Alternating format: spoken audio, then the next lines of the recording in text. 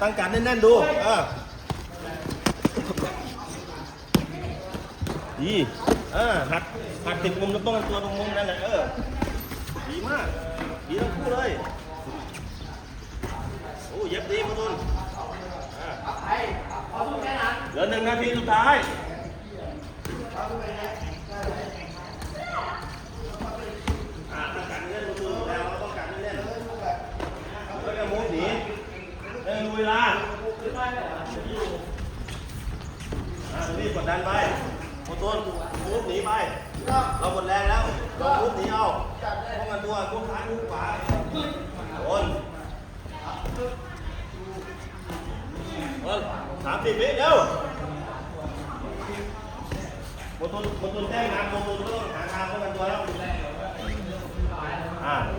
โคบี้แทบตามโคบี้ไล่พี่อุ้ยโคบี้ดีตัวลงกันตัวดีสวยอุ้ยเก่งทั้งคู่เลย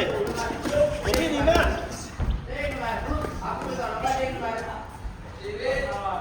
ตัวไหนจะลึกโอ้